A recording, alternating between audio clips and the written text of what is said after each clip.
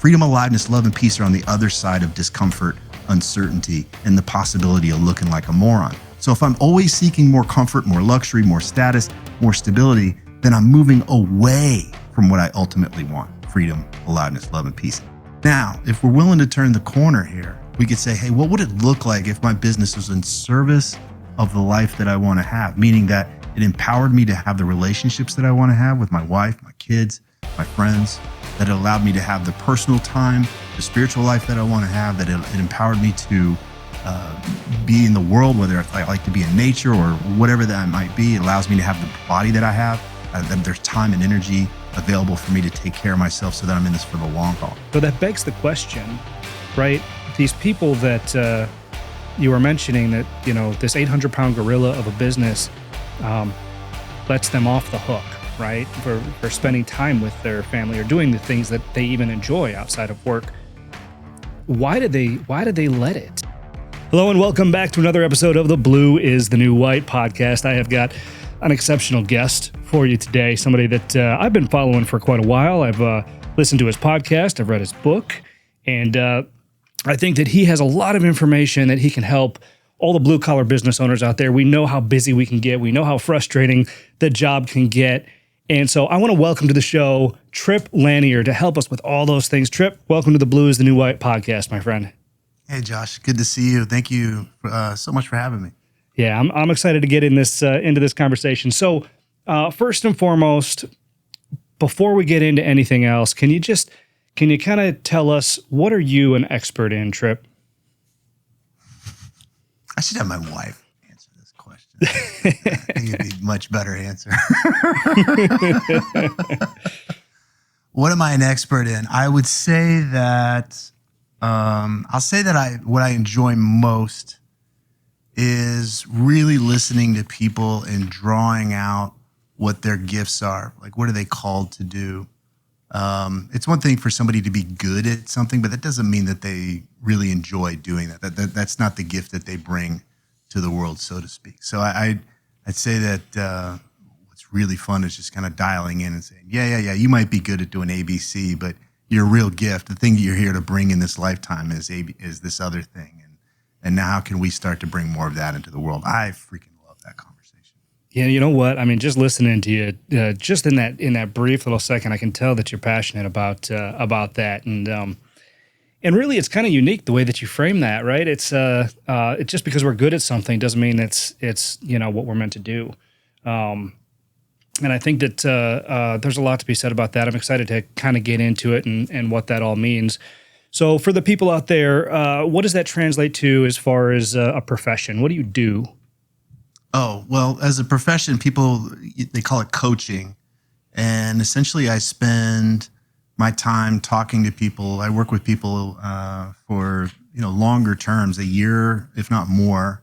And I'm in their corner to essentially help them bring out the best version of themselves. So if anybody's human, we tend to have stuff that's sitting on the back burner. You know what? I'm going to get around to doing XYZ one day, or I'm going to get around to doing ABC one day. And our conversations really help them access that highest level, their biggest, best version of them, and then say, great, what are we doing this week? How are we going to honor that this week? How are you going to lean into that? Is it going to be that phone conversation you've been putting off? Is it making that hire you need to make? Is it firing that person you need to fire? Is it learning this thing you need to learn? Is it writing that book you said you're going to write?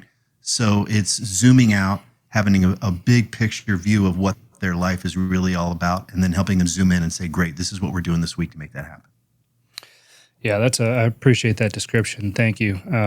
It sounds like that's what a lot of us struggle with, especially those of us who own businesses, right? And put a lot of pressure on ourselves to succeed. And one thing that I've noticed is when you kind of go through this journey of life, right? Sometimes even the things that used to come easy don't always come easy. Not anymore. Or the things that maybe it's more, the things that they actually used to be easy, and now you're doing harder and harder things, right? And so you've kind of developed this, I don't want to call it a false sense of confidence, but maybe at least the feeling is you've overestimated your abilities. Is that something you see quite a bit? I think we tend to, it can kind of go the other way where we underestimate what we're really capable of doing as well. Because a lot of the work that I do with folks is they are talking themselves out of things. They have doubts about moving into that next phase of whatever they're doing. So they feel more comfortable staying where they are and playing a role that they've been playing for a long time. Hey, this is what I'm good at. This is what I'm known for. This is where people kiss my ass. This is where I'm paid well. And it's like, yeah, but let's admit it. You're over it. You've been over it. You're actually now a liability to yourself because you're phoning it in. And people notice that, they're going to get better service. They're going to get better interactions with somebody who's more present and really cares. And so it's what I tend to experience more is people that are kind of phoning it in and they can't see that it's time to continue to grow and to lean into something new. And that doesn't mean they have to burn down what they've created. Doesn't mean that they have to dismiss that, but they usually don't get, it's an opportunity to be curious about, hey, what's next? What else could I integrate here? How could I grow and bring something even more valuable to this thing? And that's where the big doubts come in. Well, that's really interesting. Okay, so let's translate this a little bit, because we talk a lot on this show about success and what people's definition of success is. And so, one of the things that I've come to understand is that people's definition of success changes over time, which kind of resonates a little bit with, what you just said. Maybe you're not leaning into it as much as you used to, phoning it in. So what are some of the misconceptions that people have about achieving success? No, I'm just going to leave it at that, right? Just achieving success as a whole.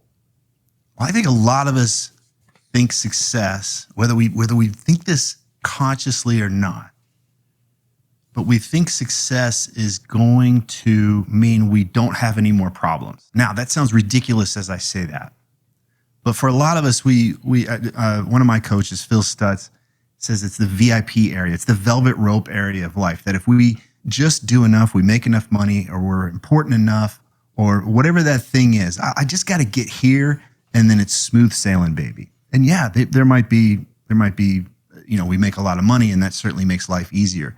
But what I often see is that we get to a place and it's like, wait a second, I kind of thought this would be different. I thought I'd feel different here. And the reality is that we still have things that are uncomfortable. We still have uncertainty in our life. There's still risk. There's still the opportunity for people to criticize us or call us a moron or an asshole or whatever that might be. And that doesn't go away. So the thing that had us seek success to begin with, hey, I want to have comfort. I want to have certainty. I want to have recognition and importance and status and prestige. Once we start to get there, it either doesn't feel like it should, or we're like, wait a second, I must not be there yet because I still feel this way. Nothing really changes. And so they keep moving that finish line for themselves. They keep moving the goalposts for themselves. And that can be really exhausting for people. And they've got, the big house and all the stuff and all the status and everything, but they're like, something is still missing. I must not have enough. I must not be doing it right. And that's a really sad place to watch people essentially spend all their time seeking that stuff when it's a whole different game they need to be playing. Yeah, I would imagine. And, as you're talking, a lot of this is kind of resonating with me. I've been doing what I've been doing for a very long time and working my ass off for 16, 17 years, building this business. And I would venture to guess that a lot of the listeners of this podcast are kind of in the same boat. So what would you say to someone who appears to be constantly moving that goalpost and feeling like they're not achieving success, even though they have all these wonderful things? Yeah, I think that it's one thing to recognize that being comfortable, having certainty and financial stability, having a certain level of status. Hey, look, I've done enough. I'm not a failure. I'm not a loser. I'm not living in my parents' basement, that kind of thing that we were scared to become. That's really important. It's very important. We need those things. We're wired to have those things. But what happens is we think more of that stuff is going to have us feel fulfilled. And that's completely incorrect. More comfort, more stability, more status does not equal fulfillment. It just means we hit a baseline where we're feeling okay. In the book that I wrote a book called This Book Will Make You Dangerous. And essentially what we're really looking for, I kind of boiled down fulfillment into 4 different things, which is freedom, aliveness, love, and peace of mind. Freedom, aliveness, love, and peace of mind. Each one of those things, if I want to experience greater freedom in my life, I want to experience greater aliveness in my life, greater love and connection, greater peace of mind, I can't sit in comfort in those places. I'm going to have to take risks. I'm going to have to possibly look like a moron or a failure by trying new things. Freedom, aliveness, love, and peace are on the other side of discomfort, uncertainty, and the possibility of looking like a moron. So if I'm always seeking more comfort, more luxury, more status, more stability, then I'm moving away from what I ultimately want: freedom, aliveness, love, and peace. And that's why most of us get wrapped around the axle. And I say we get kind of fragile rich guy disease. Fragile rich guys get older and their worlds become smaller and smaller. And I'm waving my hand here as I've just tipped 51, and I'm like, I can feel that pull to just want to stay insular and don't do that and don't do this. Let's just stay in. Let's just not do the thing. Let's avoid this and that. And it's a strong pull. So what do you think is the source of I mean, you mentioned discomfort. I didn't hear you mention fear, but I have to imagine that fear plays a part for some people at least. But what do you see as the most, I don't know what to call it, but what do you see, what's holding these people back? I mean, why can't they understand this? Why can't they recognize it maybe is a better way? Yeah, well, you're exactly right. It is fear. It's fear of being uncomfortable, right? So it's like, that's like, and it can be like, I'm gonna have to drive at 5 o'clock across town to go to that class and learn a thing or be a part of that thing. I'd rather just stay home. I don't want to be uncomfortable. Or the discomfort could be, that might be emotionally uncomfortable to have that conversation with my spouse. Our sex life's on the rocks, but I think I'd rather just kick it to the curb and not have to have that uncomfortable conversation. I'm scared of that uncomfortable conversation. Same thing with risk. I don't know. Is it going to be worth it if I invest XYZ in this other endeavor? I might lose my ass and then I might look like a moron or feel stupid for loss. So it's all fear. It's all avoidance of discomfort emotionally or physically, as well as financial or whatever. And also just like that self-image, not wanting to look stupid or not wanting to feel dumb. Well, and do you see this? I try not to ask yes or no questions, but I'm super curious. Do you see this more as people get older, like this sense of fear grows, or is this something that as people get older, they're more willing to take these risks and take these chances? We're definitely less likely to take chances. I mean, who I was in my I'll just speak for myself. When I was in my early 20s, it was like no big deal to go do dumb shit. Like I was Johnny Knoxville. I went to art school and I started a business 5 months out of art school. Did not care. It was not scary to me because I was used to being broke. Like I was like, what's the worst? How much lower could I fall? I'm already broke. I'm not afraid of working hard. So, but hey, life gets cushy. It might feel really dangerous to not make the same amount that I made last year or to somehow lose some kind of financial status. I like having nice stuff. I like having my air conditioning working hot. I like these things. And so I can get attached to them, and losing that loss aversion is very, very powerful as we get older. Yeah, and I imagine a lot of it has to do with responsibility too, right? I mean, that's what I found as I've gotten older. I've got more people I'm responsible for. Not just my family, right? But I run a business of almost 70 people. I'm responsible not only for them, but I feel like for their families as well. One wrong decision, one instance in which my fear is validated, and I put all of them at risk. That seems like a big barrier for business owners in particular. Yeah, it can. And this is a very nuanced piece because I've seen people use this as an excuse to not try new things, to not be curious, to just stay in their lane. And what it does is it essentially passes that burden on to their family. It passes the burden on to their employees and essentially says, you guys are the reason why I'm going to just stay stuck here. And I don't think that's fair, personally. So when people bring that to me, I say, let's play what if. What if it's not their burden?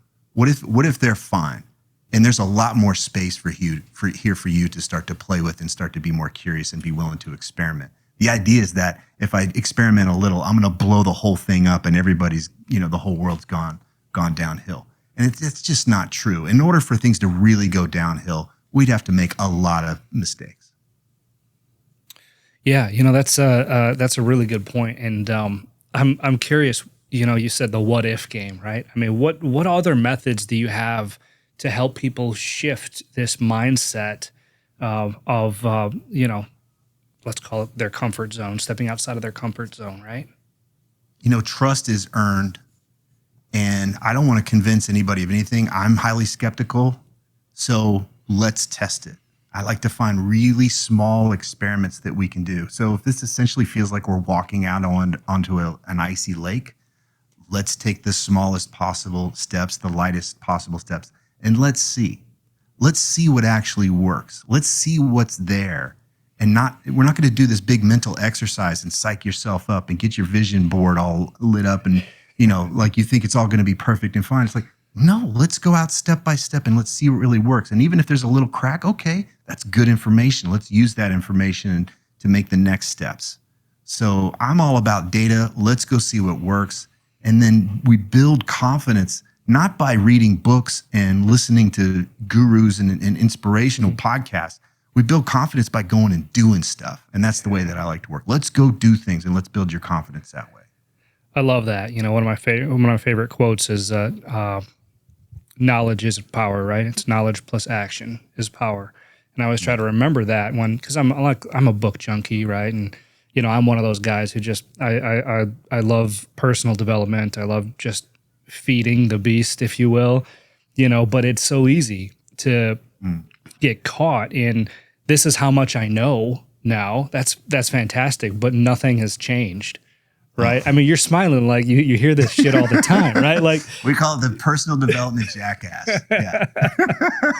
Thank you. You're the first one to come on the show and call me a jackass. And I was the card carrying first member, so I can say it takes one to know one. Right? Yeah. Right.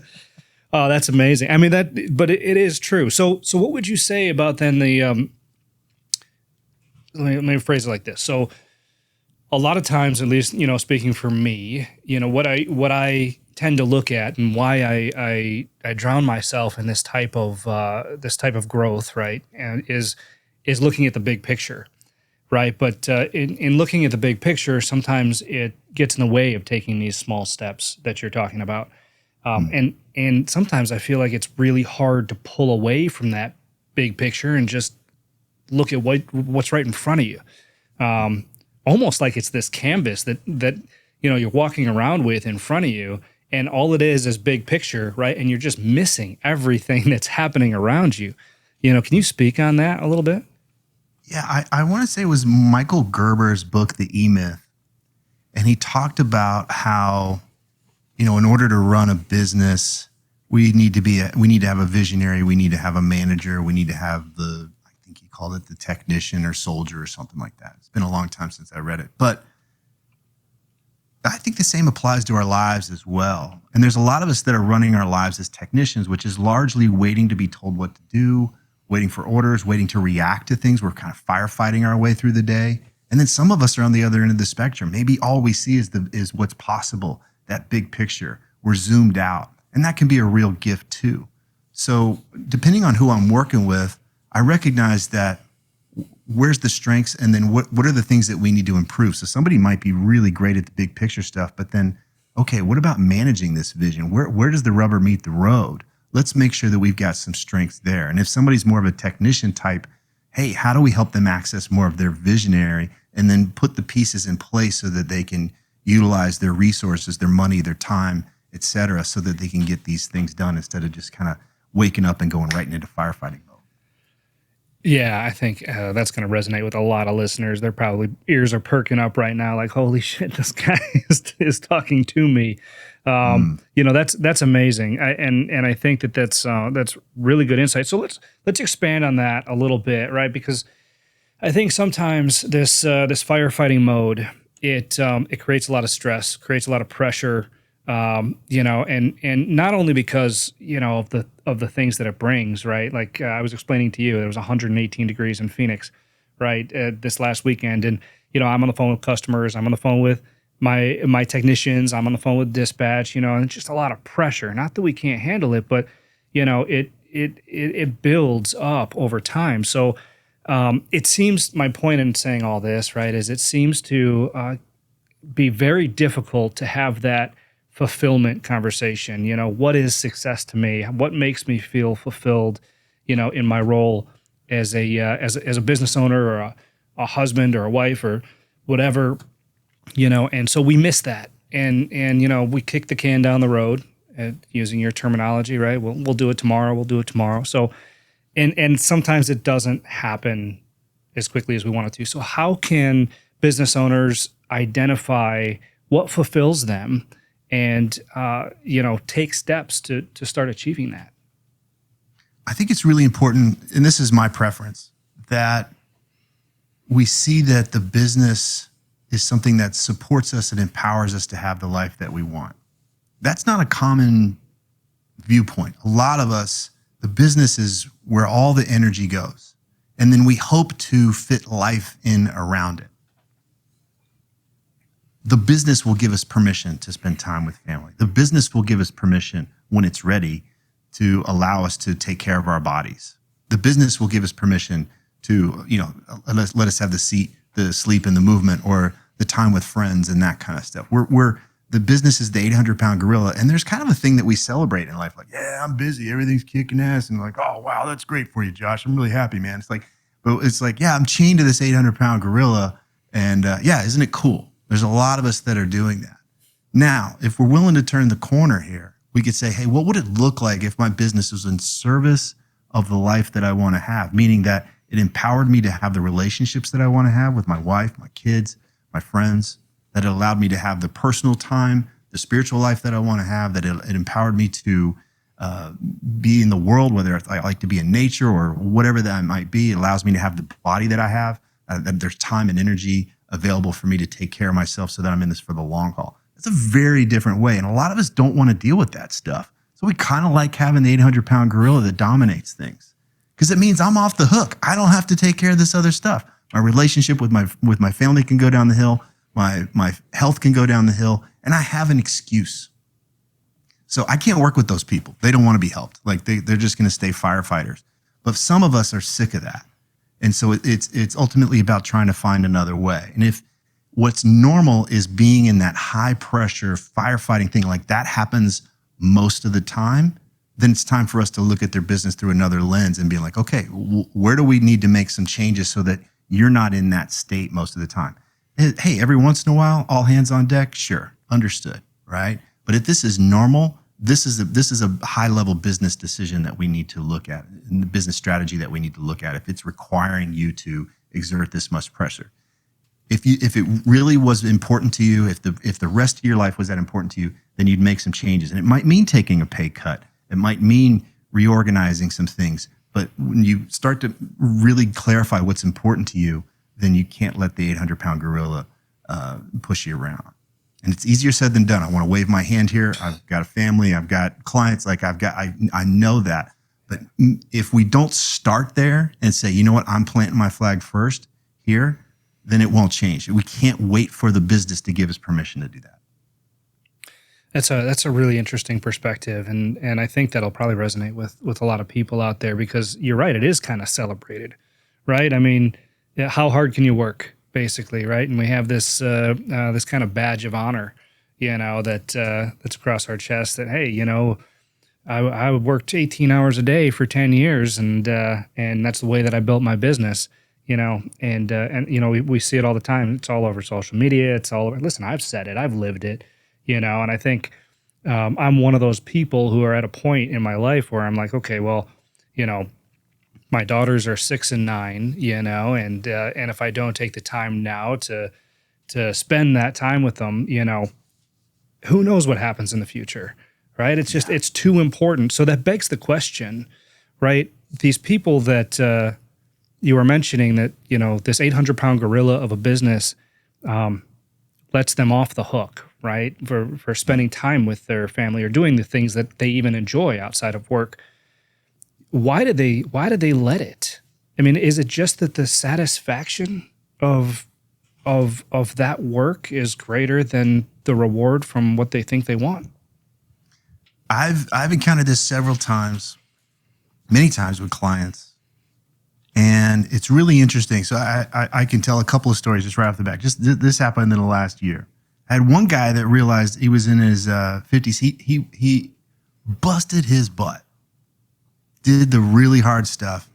And his whole time was like, so I could sell, right? So I could sell this thing and move on and hoorah and look at what a success. So we got to that point where he was there and he was dragging his feet on selling. And I got really curious about what's going on there. He's like, I think I just feel like a big lazy POS if I sell. Like, what are people going to, like, he's like, I hate to admit it, but he's like, I've been so wrapped up in this identity that I'm this hard worker, first in, last out, that if I'm not doing that, then who am I?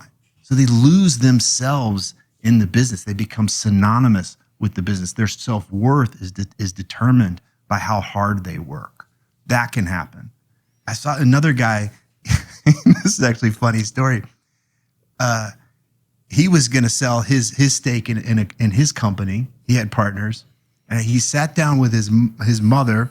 He's in his 50s. She's well into her 80s, and she's like, well, you can't move back home. He's a multimillionaire, and she's just like, seriously, like treating him as if he was 15 and trying to leave high school. And he still had this mindset.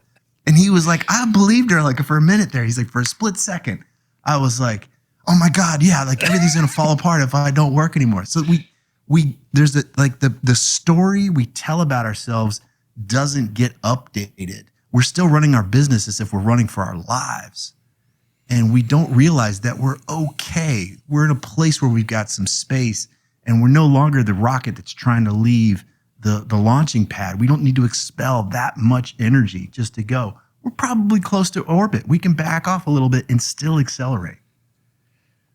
Yeah, that's a good way to put it. And that's really interesting. So, I think on one of your podcast episodes, and you can probably confirm this, you had done an episode. It was basically about setting a new baseline, right? Where wealthy people have the same problem as broke people half the time, because as you achieve this success, right?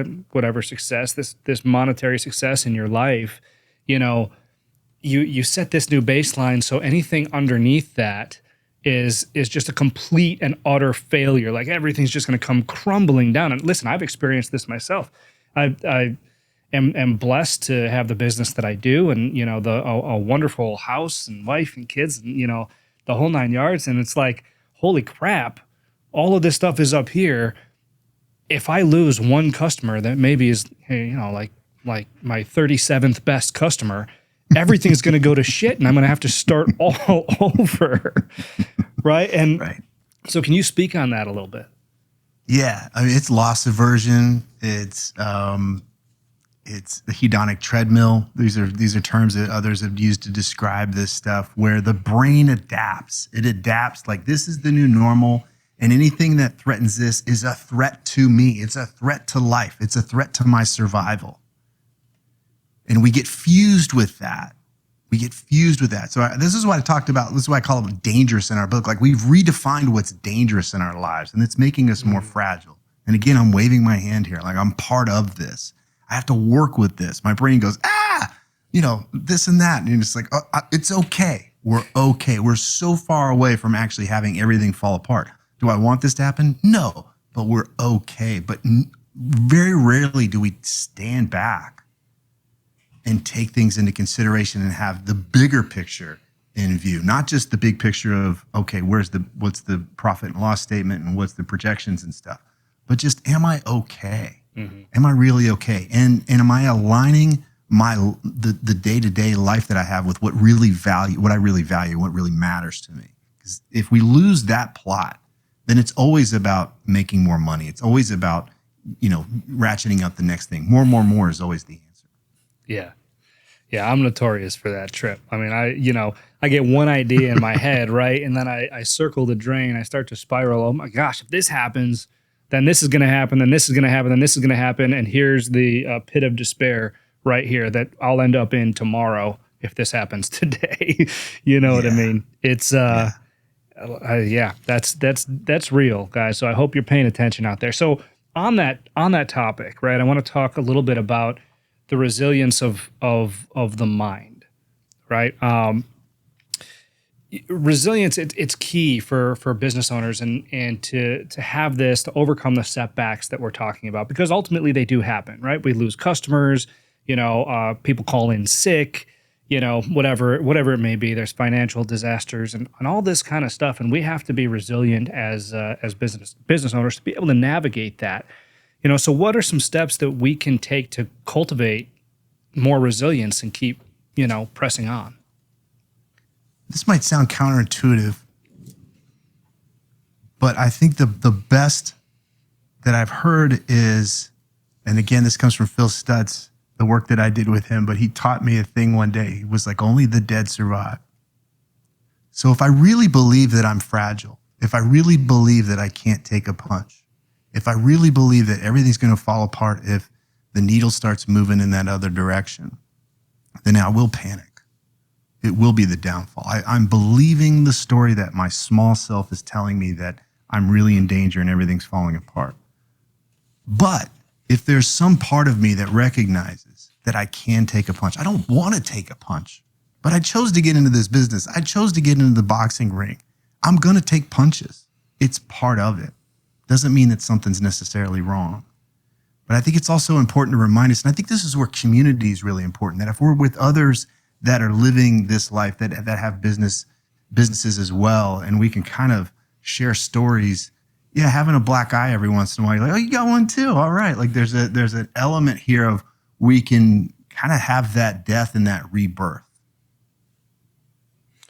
Yeah, I like that. I like that a lot. And it's so hard though. It's so hard. A lot of us are like, just go, be stronger, tough, all that kind of thing.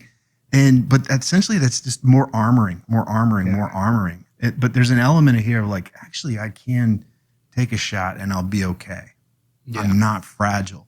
And as much as I don't want to take that shot, if I can really ground myself and I'm okay, then there's a peace that comes with that. I could build a castle for myself. And I think that's what a lot of us are trying to do. We're trying to make enough money and have enough stuff and enough status and enough whatever to remove ourselves, isolate ourselves from threats. And so we want to create this castle for ourselves up on the hill and isolated from the rest of the world with a moat around it. Well, that can happen. But we end up living in this very small, tiny world. And we're always kind of wondering, geez, what happens if they get through the moat and they come up over the side? But there's a piece that comes from, you know what? I can handle whatever comes along. And sometimes we just need to remind ourselves that we can do that. And man, that's hard. But I think surrounding yourself with people that can remind you of that, whether it's a coach or it's a mastermind or others. So when you're going through that period, they've got your back. They're like, hey, Josh, you got this, man. Yeah. You can take this. You can move through this. And you'll probably come out even better than you did before. It can really help.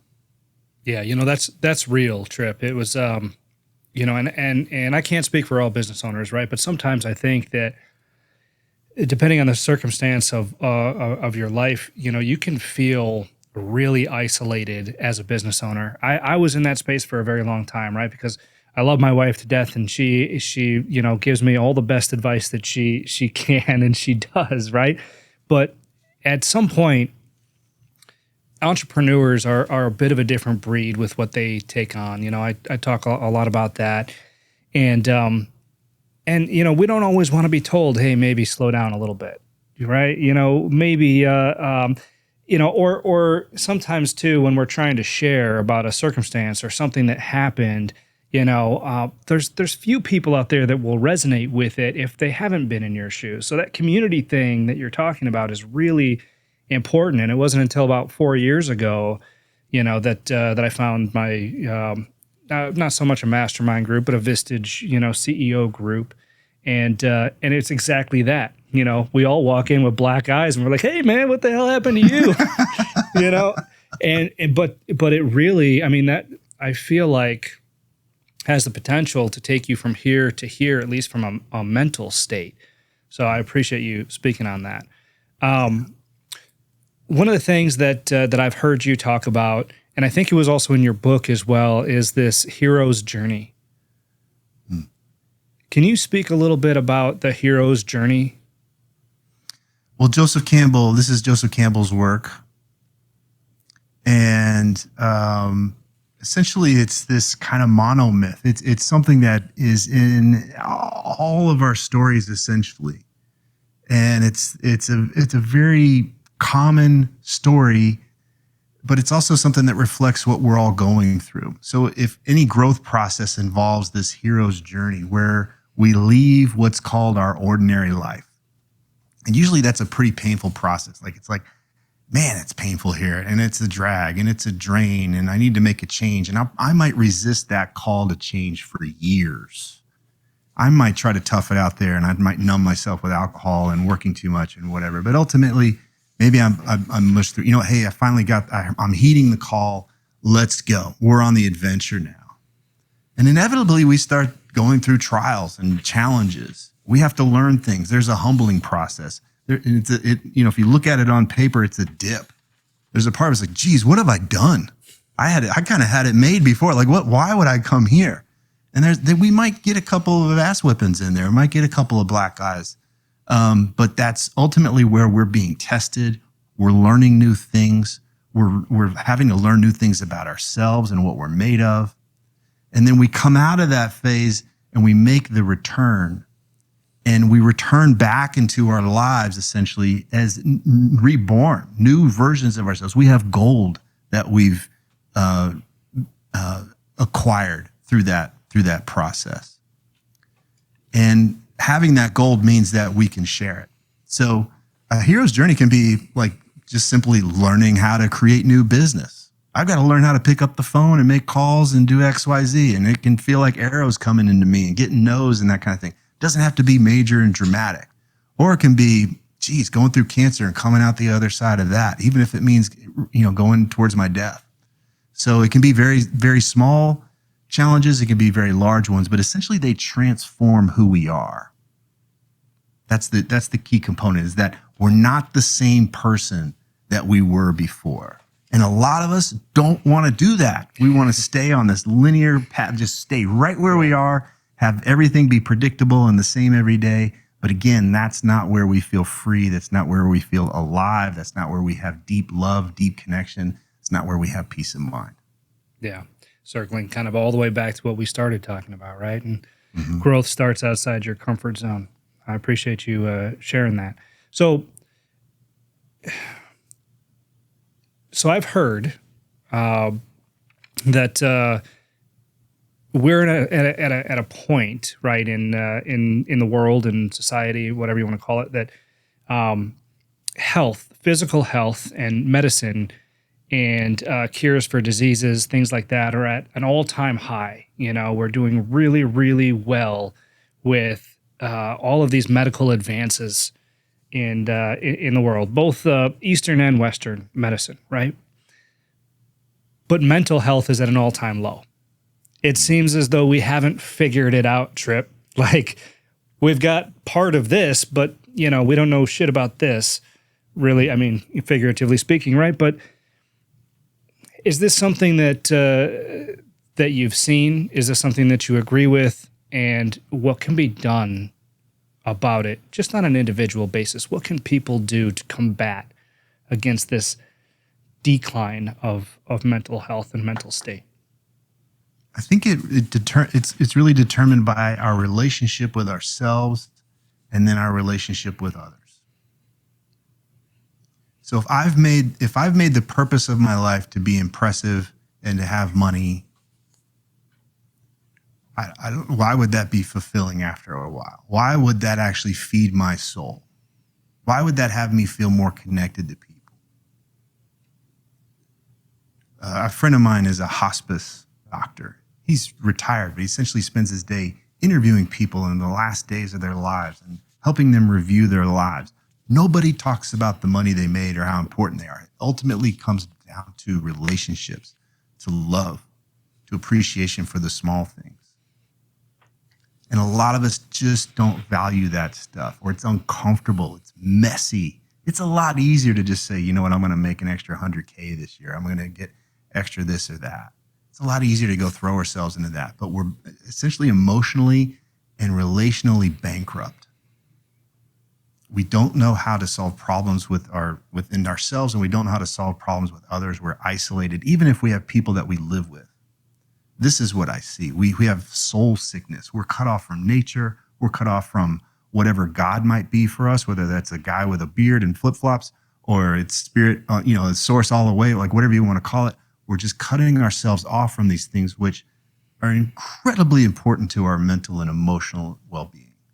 And so it makes a ton of sense that I see this happening as we spend more time striving for things that we can measure, the money, et cetera. It's not bad. It's just that it's at the cost of these other things where we feel genuinely connected and loving. Wow. So it almost seems like, I know this was a different question I had, but it almost seems like this bleeds into lack of self-awareness, number one, but lack of vulnerability, right? You had mentioned, it's easier to go do this thing over here than confront, this love or these other things in front of us, right? So is it an issue with vulnerability? And if it is, how can we overcome it? I think we have to get back to realizing what's truly important. What is truly important? So my business, yes, my business is important. But it's important because it's a function that helps me have these other things. It helps me support my family so that we can have wonderful experiences together. We're going to fucking die one day. What are we doing? What are we doing? Right? So if I lose the plot and I don't know what's important, then I'm going to think this other stuff is important. But if I do understand what's important for me, and that's for me to decide, it's for my client to decide for himself. But if he's out of alignment with that, then he's going to feel that sickness. And investing more time and more energy into the things that aren't important, they don't pay off. But if I do know what's important and my business can support me to have the lifestyle and the experiences I most want to have with the people that I love, then that's different. I can invest time and energy into that. I can learn skills in order to clear up conflicts and things that get in the way of having the intimacy that I want to have with my partner. Whatever those things are, there's so many things that you can learn how to do that stuff. Or it's not 1910 anymore. Yeah, no. Hey, we're at the top of the hour. I just want to check. Are you still okay for a few more minutes with time? For sure. Yeah. All right, great. So then I got to ask, listen, this stuff that we're talking about, it's really hard. Let's not beat around the bush, right? You kind of make it sound. No, you know what's hard? You know what's hard? What's hard? It's like pissing your life away. Feeling that. Yeah. That's hard. I think it's really important that we reframe that, because what we're talking about learning how to do is not that hard. What's really hard is looking back and go, wow, did I screw the pooch? Yeah. Choose your heart, I guess, huh? Yeah. But so I work in order to have the access of heart so that I can bring that to the work that I do. Yeah. But I'm going to push back on you there. Like, it is hard, but what's harder is watching it slip through your fingers. Yeah. No, that's a really, really good point. So, what's the benefit then for people to, why hire a coach? Why talk to somebody like you? This stuff on paper, right? To your point, on paper, it's not that hard, right? You look at it and I'm listening to you, and you put all this stuff so succinctly. Thank you, by the way, but I'm just wondering, like, why hire a coach? I get, some people hire a coach because they just want to make more money. They want to do more things. Great, go do that. And some people are kind of waiting for permission to finally live how they want to live. They're waiting. One day they're going to get a little tap on the shoulder and say, hey, you know what? You've done enough. You're enough now. You can finally do the thing. You can finally live the way that you want to live. It's okay. We're not going to get that tap on the shoulder. And sometimes it means a cancer diagnosis or sickness, a heart attack, or we catch our wife in bed with the pool boy. Like, there's a wake-up call that says stop dicking around and get in alignment with what really matters. You can wait for that crisis to occur, or if you've got that nagging feeling, that's the call. That's what Joseph Campbell is called. That call. It's that little like that little mosquito buzz in there that says, "Wait a second, I'm out of alignment."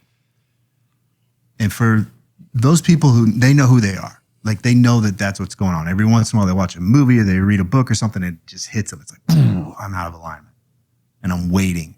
I'm settling. I'm waiting for that thing to happen. And so, I would say, honor that. Get curious about that. Find a community that can help you with that. Find men or women that can support you to not hide out and not deny that anymore. When you start to speak that, hey, this is what's important to me, other people will be like, hey, I see you. And it's been 3 months since you said this was really important to me. What are you doing now?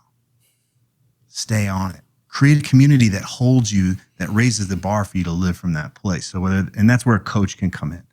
But you can also structure your world so that the path of least resistance, the water flows down the hill the way you want it to go. And so create the structure in your life that has you stay on track and doesn't allow you to sleepwalk. It takes work. Yeah. A lot of people are like, that sounds like pain in the ass. I don't know if I want to do that. And it's like, well, that's the fear, right? I don't want to work. Got to really want it, right? I mean, you really got to want it. So quit dicking around. Like that's where the death thing comes in. Like use death as an inspiration. It's going to happen. It doesn't have to be morbid. It doesn't have to be sad, but it's like, let's quit acting like it's not going to happen. So how do you want to live? Yeah. I just listened to your podcast episode with that guy that wrote the book on his experience with death, his near-death experience. Yeah, Sebastian Junger. Yeah, Sebastian Junger. That struck a chord, man. That was powerful stuff, and it ties back to exactly kind of what you're saying is, and I'm not going to get into it on the show, right? But I've always I can remember the first time that I thought about death, right? And it's crazy to look back on all these years and think that at the end of the day, that truly is the driver of what we do, right? I mean, in one way, shape, or form, even the fear that you're talking about, it can all be linked back to, shit, our time is finite. Yeah. So what do you want to do? How do you want to live? Yeah, you want to live with your head up your ass worrying about what this client said, or do you want to live with an open heart and make sure it's like, yeah, this could be it. This could be the day. Well, you put it that way, Tripp. Shit. One more question, and then I'll lead into my final question here. But you'd mentioned this wake up call, and that's something that I think about a lot too. Is like I don't want to wait to change the way that I'm doing something if I know that I'm going to be doing it, until something makes me. A death in the family, or a financial hardship, or a disease, or divorce, or whatever it is, because those are the big things we're talking about, right? That tend to shift people's mindset. And I've unfortunately I've experienced some of that with myself and people around me, and I'm wondering if these wake up calls have an expiration date. What I mean by that is, how many times have you seen somebody be woken up by one of these traumatic experiences, but then whatever they wake up to starts to fade over time, and they start to wait for either another one or they got that mosquito in their ear?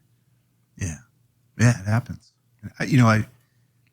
It's everybody's got their own path. Everybody's got their own thing, and I often hear from people like, "How do I get my husband to do this?" or "How do I get my wife to do that?" And it's like, that's them. You can't make them if they don't value that enough to see through that fog and grasp what's here in front of them. That you can't do that for them. You can't force them to do that, and that can be really painful. My heart goes out to that because we can care about them so much, but that's their path. That's their path in life. Yeah. We can only take responsibility for ourselves and what we choose to do with our lives. And oftentimes when we do that, when we just like, this is my life and I'm going to align my life with X, Y, and Z. These are the things that are important to me. You'll find that it tends to buoy others. It's not that you would do it so that they'll change. I know. I'll change my thing and then my partner will do X, Y, Z, or then you can't do it that way. You have to be unattached. But there's something about you cleaning up, when we clean up our side of the street that, we're less concerned about what they're doing. We don't need them to change as much because we're feeling better about ourselves. But yeah, things can change. Love it. All right. The last question I got for you before I ask where people can find you is, if you had one piece of advice that you could give to business owners out there, I'm specific, my demographic is blue collar business owners, but business owners in general, about how to shift their mindset or think about freedom, aliveness, love, and peace. One piece of advice to push them in that direction, what would it be? I think it's helpful to zoom out and see our lives as a whole, and then recognize that the business is something that contributes to our lives. Now, that might sound obvious, but a lot of us don't. Like I said earlier, we just don't treat it that way. The business gobbles up so much of our time and energy and our worry and our thinking, and we're waiting for permission from the business to do A, B, and C. But I think the more that we can zoom out and recognize that so many other things are actually more important at the end of the day, it's key to have those things in priority, the priority straight there. And so, yes, we still do our business well and we honor it in that way, but we don't let it eclipse what's really important in our lives. And I think that's key, is like, how do you keep it in perspective? Good reminder to all those business owners out there feeling the pressure. So thank you, Tripp. Hey, so where can people find you if they want to learn more, if they want to grab a copy of your book? Where can people find you? Yeah, This Book Will Make You Dangerous is available on Amazon. Got Kindle, the paperback, and the Audible. So, and if you want to learn more about the work that I do, you can go to tripplanier.com. And then I've been hosting a podcast called The New Man since 2007. So we've been around for a while, and there's all kinds of interviews and conversations that are available there, or anywhere you get podcasts. Absolutely, man. And I can attest to all those things. One of my favorite podcasts out there, one of my favorite books, as I shared with you, not just blowing smoke up your ass either, because I wanted you to come on the show. It is actually the truth. And so I highly recommend anybody out there definitely check out Tripp. So Tripp, I know you're a busy dude. Thank you so much for spending your time with us and giving us your insight into freedom, aliveness, love, and peace, sir. Right on, Josh. Thank you so much, man. All right, be well. Thanks for listening to the Blue is the New White podcast. Be sure to subscribe to get the latest episodes. For more, please follow at Josh Zolan on LinkedIn, Twitter, and Instagram.